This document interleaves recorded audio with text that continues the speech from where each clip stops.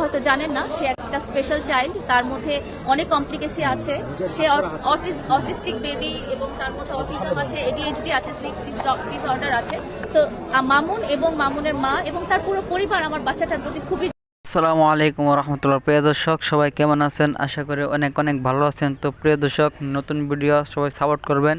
তো নতুন একটা ভিডিও নিয়ে আসলাম। ভিডিওর বিষয়টা হলো প্রিন্স মামুন এবং লায়লাকে নিয়ে। প্রিয় দর্শক, দুষ্টাকার মামুনের নাকি লায়লার? অবশ্যই প্রিয় দর্শক কমেন্ট করে জানাবেন, আর অবশ্যই আপনার মতামত অবশ্যই তো জানাবেন। আর চ্যানেলটি নতুন হয়ে থাকলে চ্যানেলটি সাবস্ক্রাইব করবেন। আবার চলুন ভিডিওটি দেখি। হয়তো জানেন না, সে একটা স্পেশাল চাইল্ড, তার মধ্যে অনেক কমপ্লিকেসি আছে। সে অটিস্টিক বেবি এবং তার মধ্যে অটিজম আছে, এডিএইচডি আছে, স্লিপ ডিসঅর্ডার আছে। তো মামুন এবং মামুনের মা এবং তার পুরো পরিবার আমার বাচ্চাটার প্রতি খুবই যত্নশীল দেখিয়ে আমার দুর্বল স্থানে আসলে তারা জায়গা করে নিয়েছেন। তারা বুঝেছেন যে একটা মায়ের কাছে একটা সন্তানের মূল্যটাই আসলে অনেক বেশি। তারা যখন সন্তানটাকে কেয়ার করতে পারবে, যত্ন করতে পারবে, আদর ভালোবাসা করতে পারবে, তখন কিন্তু তারা আমার মনটা পুরোটাই জয় করে নিয়েছে। প্রশ্নটা পরে তা পুরোটাই জয় করে নিয়েছে। তারপরে যখন আমরা একসাথে থাকা শুরু করি, তো তখন আমি ওকে বলি যে আসলে এইভাবে আমরা একসাথে থাকতে পারি না। যদিও তোমার মা আমার বাসায় অবস্থান করছে, তারপরেও আমরা আসলে একসাথে থাকতে পারি না। তখন আমাকে উদাহরণ দেওয়া হয় যে মামুন যেহেতু একটা ভালো সোসাইটিতে চলে আসছে এবং তোমার যেহেতু ফিনান্সিয়াল এবং সোশ্যাল একটা ব্যাকআপ পাচ্ছে, তো এই ব্যাকআপটার জন্য সে আসলে সারা জীবন ওয়েট করেছিল এবং বিভিন্নভাবে সে উপরে ওঠার চেষ্টা করছিল। তো এই ব্যাকআপটার জন্য আসলে ও ফোকাস করছে যে নায়ক শাকিব খানের মতো হবে। এবং তোমরা দেখেছো যে নায়ক শাকিব খান কিন্তু কখনো বিয়ের কথাটা প্রকাশ্যে আনেনি। তো মামুন যদি এখন নায়ক শাকিব খানের মতো সে যদি বিয়ে করে ফেলে ভাবে বা বিয়ের ব্যাপারটা প্রকাশ্যে আসে, তাহলে তার ভবিষ্যৎটা অন্ধকার হয়ে যেতে পারে। কারণ তার একটা বড় ফ্যান বেস হচ্ছে মেয়েরা, এবং তার মানে আছে যে সম্ভাব্য সে সিনেমা করবে এবং কতজন প্রডিউসার ডাইরেক্টরের সাথে আমি নিজেও কথা বলেছি। তো এই ব্যাপারটা আসলে তখন দর্শক প্রিয়তা হারাবে। তো তুমি তার সহযোগী হিসেবে, সহধর্মিনী হিসেবে কখনোই চাও না। তুমি সবসময় বলে এসেছো যে মামুনকে সামনে রেখে এসেছো এবং বলেছো যে তার ক্যারিয়ারটা তুমি ঠিক মতো যাতে প্রস্ফলন ঘটে সেইভাবেই তুমি সাহায্য করবে। তো তুমি এখন বিয়ের ব্যাপারটা কিছুদিন স্টপ রাখো। তো এভাবে যেভাবে হচ্ছে, তো একসাথে থাকার কারণে আসলে মামুন নানা রকম ভাবে আমাকে সিডিউস করতে পেরেছিল। এবং সবচেয়ে বড় কথা, আমি বলেছি যে আমার সন্তানদেরকে দ্বারা সে সিডিউস করতে পেরেছিল। তো আমি যদি ওর রাজি হচ্ছিলাম না, এই ব্যাপারটা আমার কাছে ভালো লাগছিল না। কিন্তু ও বারবার যেটা বলছিল যে সামাজিক মিডিয়াতেও সবসময় বলেছে যে আমরা বিয়ে করব, এবং শেষেও বলেছে আমাদের মারামারির ঘটনাতে সে বলেছে যে আমরা বিয়ে করব, আমি আগে অনেক বড় হয়ে নেই। এভাবে করে সে আমাকে বলছিল সে আগে স্ট্যাবলিশ হয়নি, তার ফ্যামিলি যেহেতু স্ট্যাবলিশ হওয়া দরকার আছে, তাদেরও যেহেতু বাসস্থান নেই, এগুলো আগে স্ট্যাবলিশমেন্ট হয়ে নিলেই তারপরে আমরা বিয়ের ব্যাপারটা আমরা সোশ্যাল মিডিয়াতে আনবো এবং তখনই আমরা বড় করে একটা বিয়ে শাদীর প্রোগ্রাম করব। কিন্তু ধরে নাও তুমি আমার বউ, যেহেতু আমার মা বাবাও সবাই জানে এবং তোমার ফ্যামিলিরও সবাই জানে। তারপরে যেটা হয়েছে যে সে বারবার আমাকে নানাভাবে প্রেশারাইজ করতে থাকে। আপনারা দেখেছেন যে সে আমার কাছ থেকে নানা রকম প্রপার্টি জোর করে নিয়ে নেওয়ার ব্যবস্থা করে। মাঝে মাঝে সে রাগ করে চলে যায় যে একটা ল্যাপটপ না, একটা ম্যাকবুক না কিনে দিলে, বা একটা ড্রোন না কিনে দিলে, বা একটা এরকম মার্সিডিজ গাড়ি না কিনে, যেগুলো আমাদের লাইভেও আছে যথেষ্ট। আপনারা যদি 2022 সালের ভিডিওগুলো আমার এবং মামুনের লাইভগুলো দেখেন, সেখানে কথাবার্তা দেখবেন যে আমাদের সাথে সে মার্সিডিজ গাড়ির কথা বলে, বাড়ির কথা বলে। তো সমস্ত কিছু যখন তার হয়ে যায় এবং সে যখন তার গ্রামের বাড়িটি স্থাপনা করে, তখনই তার এবং তার পরিবারের আমি সুরটা একটু অন্যরকম দেখতে পাই এবং তাকে আমি বারবার বলতে থাকি।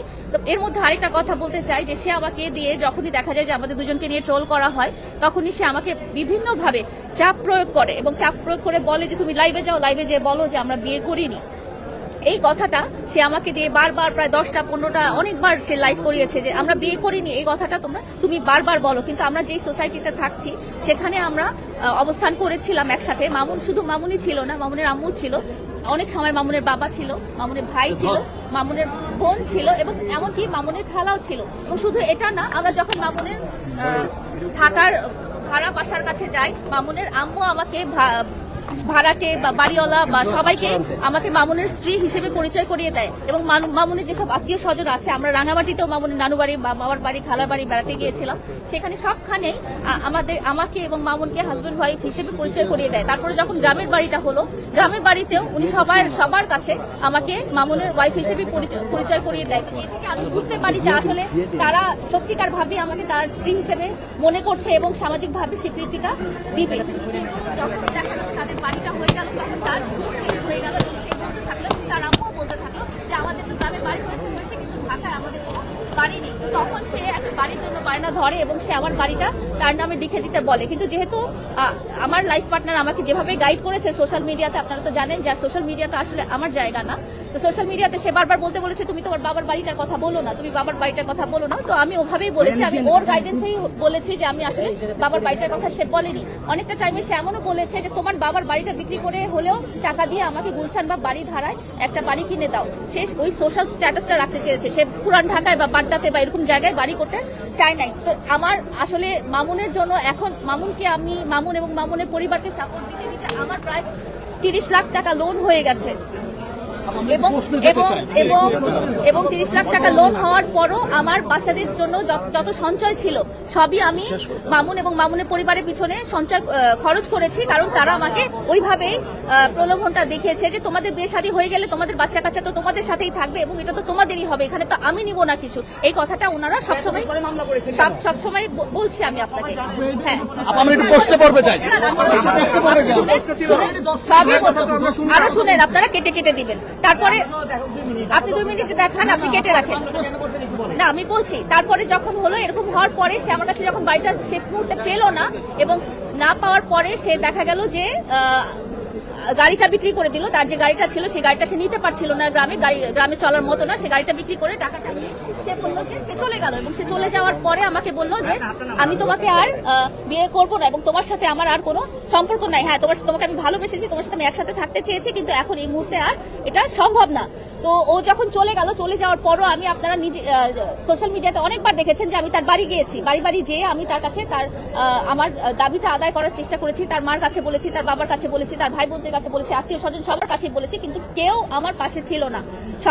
সবাই যেটা বলেছে সেটা বলেছে যে তোমাকে এখন আমাদের আর দরকার নেই, কারণ মামুন এখন নিজে স্ট্যাবলিশ হয়ে গেছে এবং ওকে স্ট্যাবলিশ করার মতো ব্যাকআপ দেওয়ার জন্য একজন পাওয়া গেছে যে মামুনকে ফিউচারে বিজনেস করিয়ে দিবে এবং তাকে দাঁড় করিয়ে দেবে। সো পরবর্তীতে যখন আমি ওই ভদ্রলোকের সাথে যোগাযোগ করি তখন উনি বলেন যে দেখো তোমাদের তো বয়সের ডিফারেন্স আছে, এই আছে সেই আছে, মামুন তো এখন অল্প বয়সী মেয়েকে বিয়ে করবে, তোমাকে কেন বিয়ে করবে, ওর তো এখন কিছু নাই, ও তো সবই আছে, ও তো স্ট্যাবলিশ হয়ে গেছে।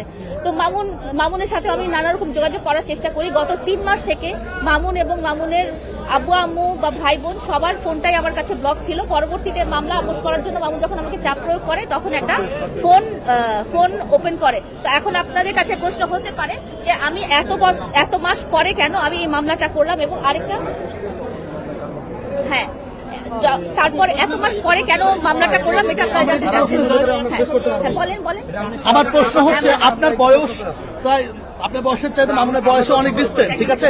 সেক্ষেত্রে এই যে মামুনকে অনেকেই বলছে মামুনকে আপনি বিভিন্ন ট্র্যাপে ফেলে আপনার কাছে রেখেছেন এবং এই মামলা সেটার একটা প্রক্রিয়া, এটা কি বলবেন আপনি? আমি বলতে চাই যে এই আমার যতটা বয়স সেটা তো আসলে সবাই জানে, এটা মামুনের পরিবার সবাই জানে, যেহেতু তারা এত বছর থেকে আছে। হ্যাঁ, তো এই প্রশ্নটা এত বছর পরে তাদের মনে কেন আসছে এবং তারা ট্র্যাপ কেন হবে?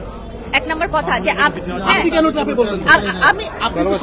আমি তো বলেছি আপনাকে যে যেহেতু আমাকে ওনা আমার সন্তানদেরকে দিয়ে এবং আমার যে অবস্থানটা ছিল সেই অবস্থানটা ক্রিয়েট করে তারা আমাকে এভাবে করে দিয়েছে।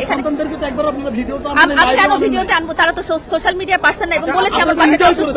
না, আমরা এনজয় কেন করবো? প্রশ্ন আছে, সেটা হলো যে আপনারা সামাজিকভাবে বিবাহ বন্ধনে আবদ্ধ না হয়ে একই সাথে থাকলেন, সমাজের কাছে দুজন মিলে এনজয় কেন বলছেন আপনি? এখানে তো এনজয় কিছু নেই। এবং এখন যে আপনারা ধর্ষণ মামলা করলেন, আসলে সমাজের কাছে আপনাদের কোনো দায়বদ্ধতার কোনো জায়গা আছে কিনা? আমি এই মামলাটা আসলে একেবারে লাস্ট মোমেন্টে করেছি, এটা আমি কখনোই করতে চাইনি এবং যখন দেখেছি যে কমিটমেন্টটা তার প্রতিশ্রুতি এবং তার মা বাবার প্রতিশ্রুতি এবং সমস্ত কিছু তারা একেবারেই আমাকে 4টা বছর, তারাও তো আমাকে ইউজ করেছে এত বছর। মামুনের 2021 সাল বা 20 সালের আপনারা ভিডিও দেখেছেন, মামুনের অবস্থান দেখেছেন, মামুনের পরিবারের অবস্থান দেখেছেন, তাহলে আপনারা এত বছর কেন মনে করতে পারছেন না যে মামুন আমাকে ব্যবহার করেছে ফিনান্সিয়ালি এবং সামাজিক ভাবে? সেটা কেন বলছেন না?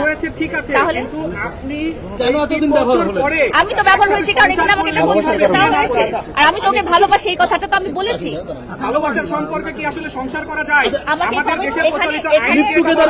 এখানে কিন্তু আমাকে একটা কমিটমেন্ট দেওয়া হয়েছে। আপনাদেরকে যেটা বলেছি যে আমাদেরকে কমিটমেন্ট দেওয়া হয়েছে, এই কমিটমেন্টের জন্যই থাকা। এই কমিটমেন্ট না থাকলে কিন্তু এই মামলাটাও আসতো না। এতদিন যাবত লিভ টুগেদার করলেন, এটি কি বাংলাদেশের আইনের ছিল না? এখানে এটা পরিবারের সম্মতিতেই আমরা থেকেছি। এখানে পরিবারের সম্মতি দিলে কি আপনি লিপ্তকতা করতে পারেন? এটা পরিবার যখন আমাদের অভিভাবকরা সম্মতি দিয়েছে সেটাই সেভাবেই আমরা ছিলাম যে এখানে কমিটমেন্ট হয়েছে। আপনার আইনজীবী বলো,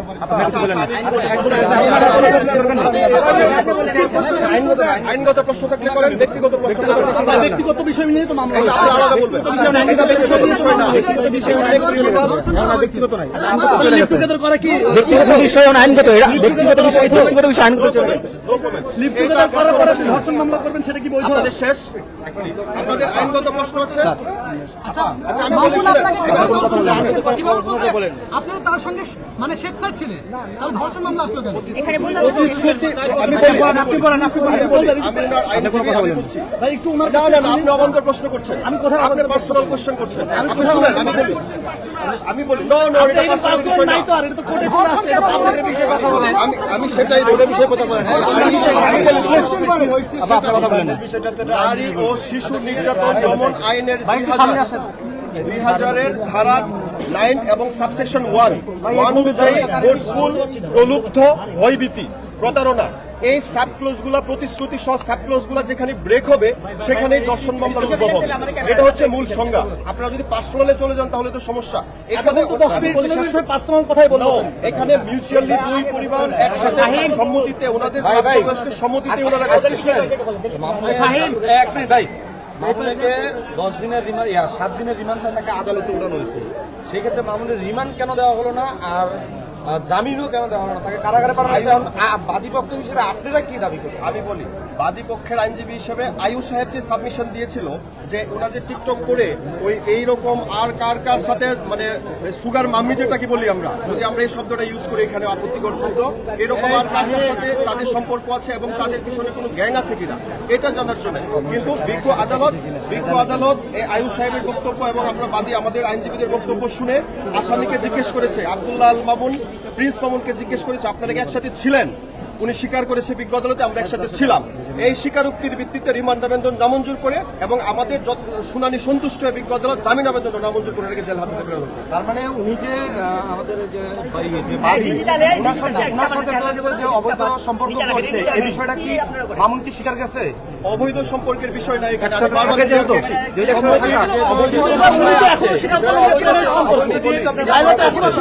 প্রেমের সম্পর্ক। আপনি বলেন এটা বৈধ কিভাবে? এটা তো ভাই দর্শন মামলা হয়েছে না, দর্শন মামলা কি তাহলে কি মামুন কি স্বীকার করছে? যখন প্রতিশ্রুতি ব্রেক হবে সেখান থেকে কজ অফ অ্যাকশন এরাইজ হচ্ছে দর্শন মামলার। এটা হচ্ছে ফ্যাক্টর এবং বিজ্ঞ আদালতে মামুন স্বীকার করেছে তার একসাথে ছিল। আপনারা তো লিভ টুগেদার প্রেমকে বৈধ ঘোষণা করলেন। লিভ টুগেদার প্রেমকে বৈধ ঘোষণা করা হয় না। আদালত, বিজ্ঞ আদালত আমাদের দুই পক্ষের উভয় পক্ষের শুনানি শুনে জামিন আবেদন নামঞ্জুর করেন, রিমান্ড আবেদন নামঞ্জুর করেন। ঠিক আছে। প্রিয় দর্শক, আপনার কি মনে হলো, কার দোষ বেশি? অবশ্যই কমেন্টে জানান। আর সবাই ভালো থাকুন, সুস্থ থাকুন, সবাইকে সালাম, আসসালামু আলাইকুম রহমতুল্লাহ।